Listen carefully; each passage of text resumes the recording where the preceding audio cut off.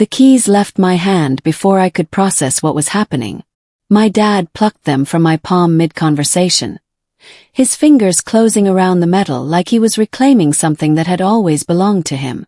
"Your brother needs the car more than you do," he said casually, his voice steady and matter-of-fact. We were standing in the driveway of my childhood home on a warm Saturday afternoon. My brother Tyler stood beside Dad's truck, hands shoved in his pockets, eyes fixed on the concrete beneath his feet. He wouldn't look at me. Couldn't look at me. Dad turned and tossed the keys to Tyler in one smooth motion, like this decision had already been made hours or maybe days ago. The metallic jingle cut through the suburban silence. Tyler caught them, still avoiding my gaze, and walked straight to my car. My silver Honda Civic that I'd saved for, budgeted for, made payments on for 18 months. The engine turned over with a familiar rumble. I stood frozen on the driveway, my mouth half open with unspoken protests, as Tyler backed out and drove away. My car disappeared around the corner, taking a piece of my independence with it. Heat flooded my chest, spreading upward until my face felt like it was burning. My throat tightened with words I couldn't release, arguments that tangled themselves into knots before reaching my lips. I wanted to shout about fairness, about ownership, about the fact that I'd paid for half that car myself while working 40-hour weeks at the medical supply company. I wanted to remind Dad that Tyler had wrecked his last 2 vehicles through carelessness and poor decisions. But instead I swallowed every word. My hands trembled at my sides, fingers curling into fists. I forced myself to relax. My face stayed neutral, almost blank, even though everything inside me was screaming. Dad was already walking back toward the house, the matter apparently settled in his mind. Something fundamental shifted inside me in that moment.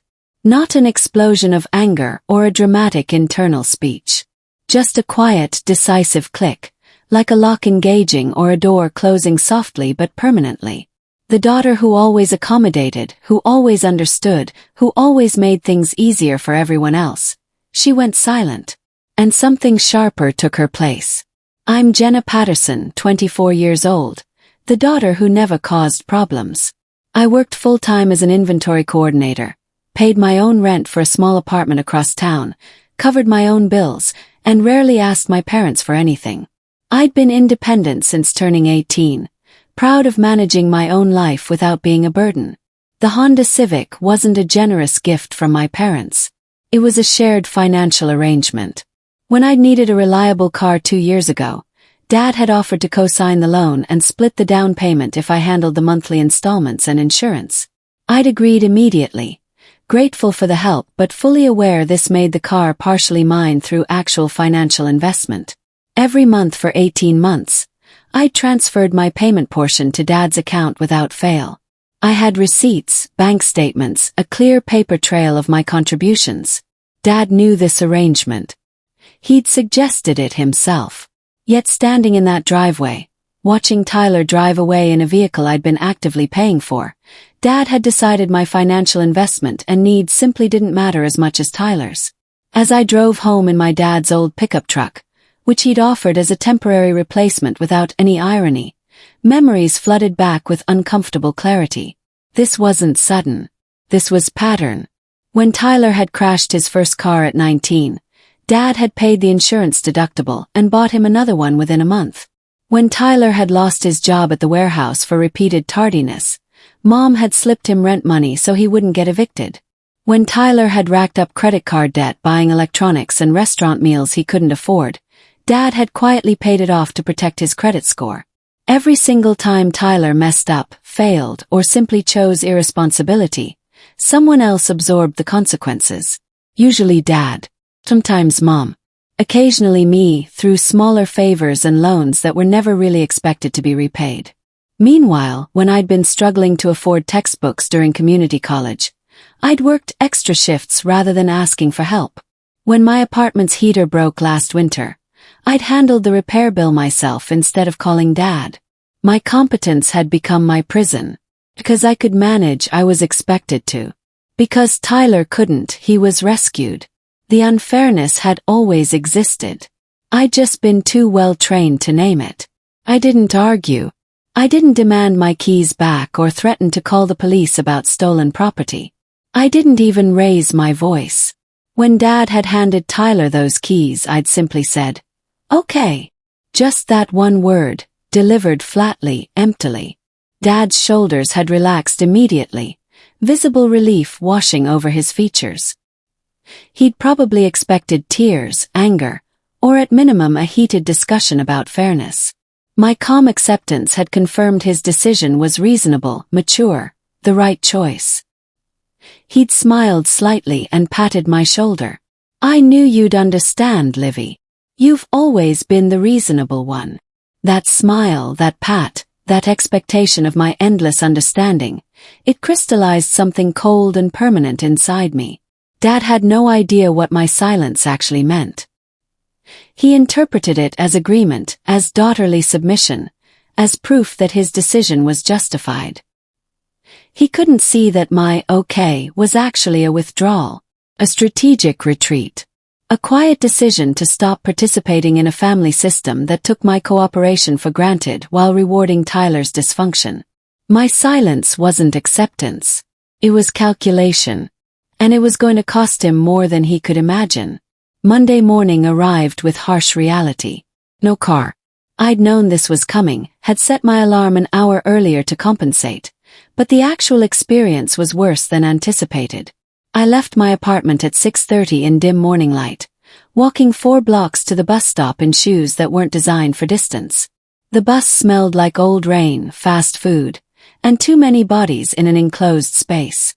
The route took 45 minutes instead of my usual 20-minute drive, stopping every few blocks to collect more tired-looking people heading to jobs they probably didn't love. I arrived at work exhausted before my shift even started, my feet aching and my professional clothes slightly wrinkled from the crowded bus ride. But I was on time. I didn't complain to my coworkers. I didn't call Dad to guilt him or beg for my car back. Instead, I opened a new spreadsheet on my work computer during my lunch break. I titled it Documentation and began tracking everything. Bus fares, time lost commuting, wear on my work shoes. Every inconvenience now had a dollar amount and a timestamp. I was building something, though I couldn't have explained exactly what yet.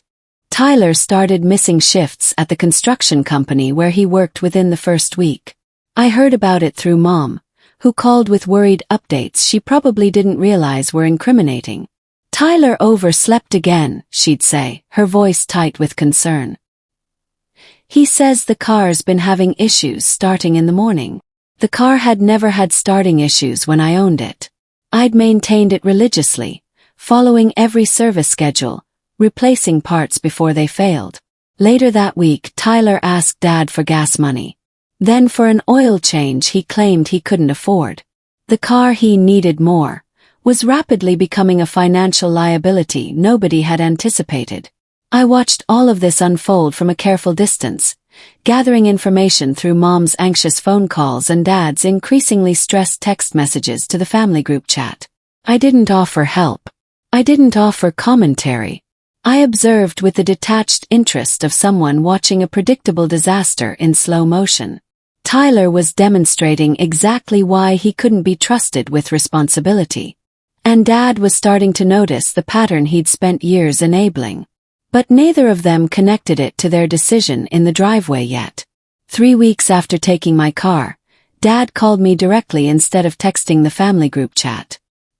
His tone was casual, but I detected something underneath, a kind of careful hopefulness that immediately put me on guard. "Hey Livy, quick question," he started, using the childhood nickname he knew softened me. "Tyler's having a rough month financially. Would you be able to lend him maybe $200? Just until his next paycheck. He needs it for gas and some car maintenance." The request hung in the air between us. $200. For maintenance on my car, which Tyler was driving without paying me a single dollar for my 18 months of payments. The audacity was almost impressive. I smiled to myself, alone in my apartment, and delivered words I'd never spoken to my father before. "I can't right now, Dad. Money's tight with the extra transportation costs." The silence on his end stretched uncomfortably. Transportation costs, he finally asked. Bus fares add up, I replied simply. And I've had some other expenses. Oh, he said, surprise clear in his voice. Well, if you can spare anything at all. I really can't, I repeated firmly. Sorry. We hung up shortly after. I sat on my couch, heart pounding, hands shaking slightly. I just said no to my father. Actually said no without guilt, without backtracking, without eventually caving to keep the peace. That Thursday, I canceled the monthly family dinner I'd been hosting at my apartment for the past year. I sent a brief text to the group chat. Can't host this month. Unavailable. No explanation. No alternative suggestion. Just a clear boundary where none had existed before. The response was immediate and confused. Mom asked if I was feeling okay. Dad asked if something was wrong. Tyler didn't respond at all. I replied only to Mom. I'm fine. Just busy. The silence that followed in the group chat was deafening. They'd grown accustomed to my dinners, to my effort, to my hosting and cooking and cleaning up afterward while Tyler showed up late and Dad dominated conversation. Now that familiar comfort was suddenly, inexplicably withdrawn. I spent that Thursday evening alone in my apartment, eating takeout and watching a movie I'd wanted to see. No cooking for 5 people. No accommodating Dad's dietary preferences. No cleaning up after Tyler inevitably spilled something. Just peace. Quiet. The radical act of prioritizing myself. It felt strange and uncomfortable and absolutely necessary. I was establishing a new pattern, one small refusal at a time. And they were beginning to notice something had fundamentally changed. Dad called Friday evening instead of texting. His voice carried a cautious quality I'd never heard before, like he was approaching a skittish animal he didn't want to startle. Livy, is everything all right? You seem distant lately. The word choice was interesting. Distant. Not angry, not upset, not hurt. Distant implied I'd moved away from them somehow, created space where closeness used to exist, which was exactly accurate. Everything's fine, Dad, I replied, keeping my voice neutral and pleasant. Just adjusting to some changes. Changes, he pressed. What kind of changes? I could have explained then. Could have laid out how his driveway decision had revealed fundamental disrespect for my contributions, my independence, my worth within our family structure. Could have detailed every instance of Tyler being rescued while I was expected to simply cope. Instead, I said simply, just life stuff. Nothing major. He tried a few more times to extract information, to understand what had shifted. I gave him nothing. No anger he could argue against, no hurt he could apologize for, no specific complaint he could address and dismiss. Just pleasant, vague distance. We hung up after 10 awkward minutes. I knew he felt unsettled, confused by this version of me who didn't automatically confide or seek his approval. But unsettled was exactly where I needed him. Over the following weeks, I gathered documentation with methodical care. I pulled bank statements showing every car payment I'd transferred to Dad's account. 18 months of transfers, always on time, always the agreed amount. $3,200 total. I printed insurance payment confirmations that listed me as a policyholder. I found the original loan paperwork showing my name alongside Dad's, making me legally responsible for that debt. I compiled service records proving I'd maintained the vehicle properly, investing additional money beyond the basic payments. Oil changes, tire rotations, brake pad replacements, even minor repairs, all performed and paid for by me. I organized everything chronologically in a folder, both physical and digital. I wasn't planning to confront anyone with this evidence. Not yet, maybe not ever. But for the first time in my life, I was treating my own financial contributions and personal boundaries like they deserved serious documentation. Like they mattered legally and morally, not just emotionally. The folder sat in my desk drawer, proof that I hadn't imagined my investment, that my claim to that car was legitimate and substantial. Proof that I hadn't been unreasonable or selfish for feeling violated by Dad's casual seizure of something I'd worked for. 5 weeks after Tyler had driven away in my Honda, Mom called with news delivered in the worried tone she reserved for Tyler-related crises. The car had broken down. Something with the transmission, apparently. Tyler had ignored warning signs for weeks. Rough shifting, delayed engagement, a burning smell, until finally the transmission had failed completely on the highway. The repair estimate was $2,800. More than the car was currently worth, according to the mechanic. Tyler didn't have $2,800. He barely had $200, based on his earlier request. So Dad paid for the transmission repair, writing a check he clearly resented writing, according to Mom's careful report. She framed it as noble sacrifice, as Dad stepping up for family. I listened silently and didn't correct her narrative. Didn't mention that the transmission might have lasted years longer with proper maintenance. Didn't point out that Tyler's neglect had created this expensive crisis. Didn't remind anyone that I'd maintained that car perfectly for 2 years and never caused a single maintenance emergency. I just said, "That's rough," and let Mom continue explaining how stressed Dad was about the unexpected expense. The irony was delicious. Dad had taken my car to help Tyler. Now Tyler's irresponsibility was costing Dad thousands. 2 days after the transmission incident, Dad showed up at my apartment unannounced. I opened the door to find him standing there looking uncomfortable, hands shoved in his jacket pockets. "Can I come in?" he asked. I stepped aside, letting him enter my small living room. He sat on my couch and launched into what sounded like a rehearsed speech. "Livy, family helps family. That's how we've always operated. Your mom and I taught you kids that values matter more than things." The guilt attempt was obvious and clumsy. I sat across from him in my armchair and asked a question he clearly wasn't expecting. Why did that principal skip me in the driveway? His face registered confusion. "What do you mean?" "Family helps family," I repeated calmly.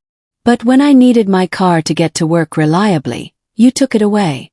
When I'd invested $3,000 in payments, you gave it to Tyler who'd invested nothing. So I'm asking, why does family helps family only apply when Tyler needs help? Why doesn't it count when I need basic respect for my property and contributions?" Dad opened his mouth, closed it, tried again. No words came out. He didn't have an answer because there wasn't a good one. After an uncomfortable silence, he said, "It's not that simple." "It actually is," I replied. He left 10 minutes later, looking shaken. After that conversation, I stopped filling gaps in the family system I hadn't even realized I'd been filling. No more last-minute favors when someone needed something. No more serving as the emotional mediator when Dad and Tyler argued. No more free labor, free time, free emotional bandwidth donated automatically to keep everything running smoothly. When Mom asked me to pick up a prescription for her because I drove right past the pharmacy anyway, I reminded her I didn't have a car and suggested Tyler could do it. When Dad texted asking if I could help Tyler move some furniture that weekend, I replied that I was busy. No explanation, no alternative offer. Just unavailable. When Tyler asked to borrow money through Mom as an intermediary, I said no through the same channel. The family system began wobbling noticeably without my automatic support. Mom seemed stressed, making more phone calls and coordinating things herself. Dad grew irritable about having to deal with requests he'd previously forwarded to me. Tyler actually had to solve some of his own problems without anyone cushioning the consequences. I wasn't being vindictive or cruel. I was simply withdrawing voluntary labor I'd been providing without recognition or reciprocation. And the absence of that labor made visible how much weight I'd been carrying. 7 weeks in, Tyler missed another car payment to Dad. Then another. The pattern Dad had enabled for years continued predictably. Tyler claimed he'd pay it back, promised he'd catch up next month, always had an excuse about unexpected expenses or reduced hours at work. Dad covered the payments himself to protect his own credit since his name was on the loan. But unlike previous rescues, this one clearly stung. Dad was stressed now, complaining to Mom about Tyler's irresponsibility, about feeling taken advantage of, about not being appreciated. Mom, in turn, shared these frustrations with me during our increasingly brief phone conversations. I listened without comment. Didn't point out that this was exactly what enabling looked like, exactly what happened when you rescued someone from every consequence of poor choices. Didn't mention that Dad was experiencing a fraction of what I'd felt standing in that driveway watching my investment drive away. The financial strain was making Dad short-tempered and defensive. The favoritism that had always existed as an abstract unfairness was now costing him concrete money, time and peace. And somewhere deep in that stress, I suspected Dad was beginning to realize the daughter he'd dismissed was far more valuable than the son he'd prioritized. 10 weeks after taking my car, Dad made an offer that revealed just how much had shifted. He called me during my lunch break at work, his voice carrying a forced casualness that didn't mask his underlying tension. "So, Livy, I've been thinking. Tyler's not really handling the car responsibility well. If you want it back, we could arrange something temporary." The offer hung there, loaded with implications he probably didn't fully recognize. He wanted me to take the car back, to solve his Tyler problem, to resume my role as the competent, uncomplaining daughter who made things easier for everyone. I took a slow breath and delivered words I'd been preparing for this exact moment. "No, Dad. I don't want the car back." Silence on his end. Complete shock silence. "What?" he finally managed. "Tyler needs it more, remember? That was your reasoning. So he should keep it. But he's not taking care of it properly. I'd handle it better." I interrupted. "I'd maintain it, make the payments, be responsible." "Yeah, I know. I was doing all of that before you took it from me." His breathing changed, becoming shorter. "Livy, don't be stubborn about this." "I'm not being stubborn. I'm accepting your original decision. You gave Tyler the car because he needed it more. That situation hasn't changed." We hung up shortly after. Dad's voice had carried confusion and something else, the first hint of recognition that this version of me was someone he didn't understand or control. That evening, I drove Dad's old pickup truck to my parents' house for a conversation I'd been building toward for weeks. Mom was at her book club, leaving just Dad and me in the living room where I'd grown up. I sat in my usual chair and spoke calmly, carefully, using words I'd rehearsed. "I want to explain what that moment in the driveway did to me. Not emotionally, though it did hurt. Structurally." Dad frowned, not following. "What do you mean, structurally?" "You taught me that my financial investment doesn't matter. That 18 months of payments I made on time mean less than Tyler's immediate convenience. You taught me that my need for reliable transportation to keep my job is less important than Tyler's need to avoid responsibility. You taught me that in our family, the person who manages well gets punished while the person who fails constantly gets rescued." I paused, letting that sink in. "So structurally, Dad, you taught me to stop investing in people who don't invest back. To stop offering help to a system that doesn't value my contributions. You taught me that lesson in about 30 seconds in the driveway. And I learned it completely." Dad's face had gone pale. He tried to speak, stumbled over words, finally managed. "That wasn't my intention." "I know," I replied. "But that's what happened." Dad pushed back, his discomfort manifesting as defensiveness and deflection. "You're being cold about this, Livy. Holding grudges isn't healthy. I made a judgment call that day, maybe not the perfect one, but you're acting like I committed some terrible crime." His words were designed to reframe my boundaries as character flaws. I was being cold instead of reasonably protecting myself. I was holding grudges instead of setting necessary limits. I was overreacting instead of responding proportionally to disrespect. These were manipulation tactics I'd seen him use on Mom for years, though I'd never recognized them clearly until they were directed at me. I let his words pass through me without sticking. "I'm not trying to punish you, Dad. I'm trying to protect myself from a pattern I finally recognized." "Pattern?" he scoffed. "What pattern? You give Tyler endless chances and call it love. You expect me to cope endlessly and call it maturity. That pattern. One child is rescued from consequences. The other child is their consequences. I'm choosing not to be Tyler's consequence anymore, or yours. Dad's jaw tightened. You're twisting things. I'm naming them, I corrected. We didn't speak much after that. I left his house knowing he wasn't ready to hear truth yet. He needed something more concrete to break through his defensiveness. 12 weeks after Tyler had driven away in my Honda, the inevitable happened. The car was repossessed. Not through any malicious act or dramatic confrontation. Just math pure and simple. Tyler had missed 3 consecutive payments.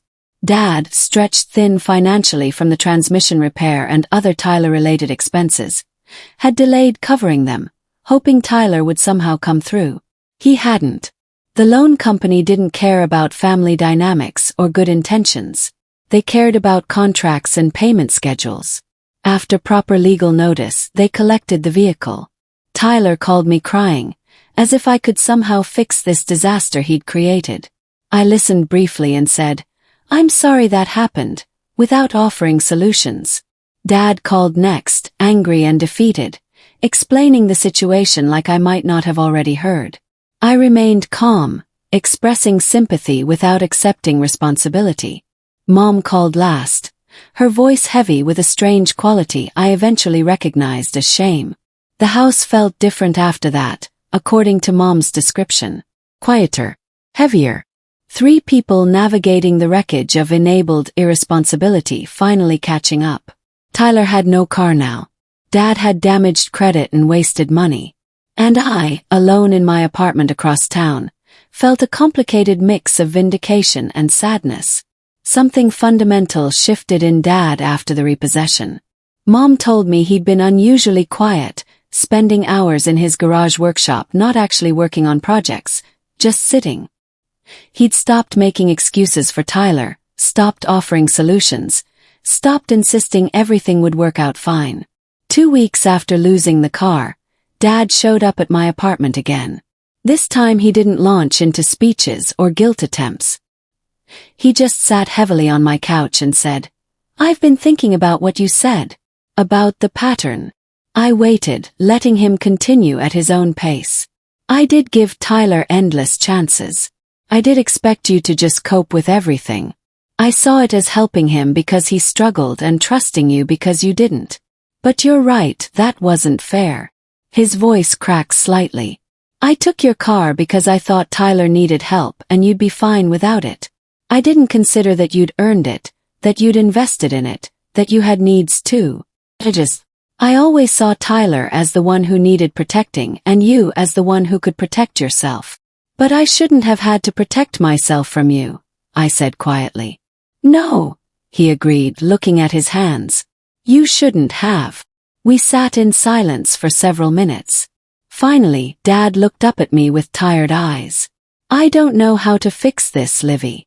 Dad's apology came haltingly, awkwardly, but with undeniable sincerity. I'm sorry I took your car. I'm sorry I prioritized Tyler's convenience over your investment. I'm sorry I made you feel invisible in your own family. He paused, struggling with words that clearly didn't come naturally. I'm sorry I taught you that being competent means being taken advantage of. That's not what I wanted you to learn. The apology wasn't polished or eloquent. It didn't undo the driveway moment or the weeks of difficult bus rides. It didn't erase years of patterns where Tyler's failures mattered more than my successes. But it was real. For the first time in this entire situation, Dad wasn't defending himself, wasn't minimizing my perspective, wasn't trying to explain away his choices. He was simply acknowledging he'd been wrong. Thank you, I said, meaning it. That matters. He nodded, looking relieved but still burdened. I'm not asking you to fix anything this time. Not asking you to help Tyler or mediate or make this easier for anyone. I just wanted you to know I finally see it. We talked for another hour. Not about solutions or next steps, just about the patterns that had built over years, the assumptions that had gone unexamined, the ways we'd all participated in a family dynamic that hurt everyone eventually. It wasn't resolution exactly, but it was honest. And honesty was something we'd been missing. A week after Dad's apology, he called with what he clearly thought was a generous offer. "Livy, I want to help you buy a new car. Not as compensation exactly, but as partnership. Cool terms. I'll split the down payment again, but this time we'll structure it right. Your name only on the title. Clear documentation of everything. I won't have any claim to it." The offer was genuinely thoughtful, representing real growth in Dad's understanding. He was trying to make amends through practical action, acknowledging my independence while offering support. 6 months ago, I would have accepted immediately, grateful for his help and eager to restore our relationship to comfortable familiarity. But I'd changed in fundamental ways during these 12 weeks. I'd learned to survive without automatic family support. I'd discovered I could set boundaries and maintain them even when uncomfortable. I'd proven to myself that I didn't need rescuing or parental approval to manage my own life. I appreciate that offer, Dad. Really. It means a lot that you're trying to make this right. I paused, choosing my next words carefully. But I'm going to decline. Decline? He sounded surprised, almost hurt. Why? Because I've already arranged my own solution, I explained. I applied for financing independently. Got approved yesterday. I'm buying a car myself. My name only. My terms. My choice. Dad was quiet for a long moment, processing my decision. You don't need to do this alone, Livy. I'm trying to help. I know you are, I assured him. And I appreciate it. But I need to do this myself. I need to prove to myself that I can. Understanding slowly dawned in his voice. This isn't really about the car anymore, is it? No, I admitted. It's about rebuilding myself on my own foundation. About knowing I can stand independently without family intervention, good or bad. Your offer is kind, Dad. But I need this to be completely mine. We ended the call amicably. He didn't fully understand my reasoning, but he accepted it without pressuring me to reconsider. That acceptance itself felt like progress. The following Saturday, I went car shopping alone. I test drove 6 vehicles before finding a dark blue Toyota Corolla with low mileage and good reliability ratings. The price was fair. The loan terms were manageable. The salesperson was professional and didn't condescend when I negotiated firmly. I signed the papers with my name only, provided my employment verification and bank statements, and drove off the lot that afternoon in a car that was entirely, legally, undeniably mine. No one else had claim to it. No one else had invested in it. No one else could take it away. The seat smelled new. The dashboard was unmarked. The steering wheel responded smoothly to my hands. I drove through my city with windows down, feeling something expand in my chest that I eventually recognized as freedom. This wasn't just about transportation. It was about autonomous decision-making. About proving I could identify what I needed and acquire it without permission or assistance. About standing completely on my own foundation. I drove past my parents' house without stopping, not from spite but from simple independence. I drove past Tyler's apartment complex, feeling neither anger nor superiority, just a kind of neutral distance. I drove to my own apartment and parked in my assigned spot, sitting in the quiet car for several minutes. This vehicle represented more than mobility. It represented the person I'd become through necessity, someone who set boundaries, who documented her contributions, who refused to be diminished or erased. Someone who didn't need to be loudly defiant or dramatically rebellious to claim her own space and worth. Someone who simply, quietly, permanently insisted on being valued. I locked the car and went inside, leaving the windows of my past wide open but no longer climbing back through them. Looking back now, 3 months after Dad took my keys in that driveway, I understand what actually happened. I didn't win by forcing him to give the car back. I didn't win by punishing Tyler or making Dad grovel. I won by stepping out of a family role that had never served me well, the competent daughter who absorbed everyone else's chaos and called it love. Dad lost his illusion of fair parenting. He genuinely believed he was helping Tyler while trusting me, not seeing how that translated to enabling one child while exploiting the other. The repossession forced him to confront consequences he'd spent years helping Tyler avoid.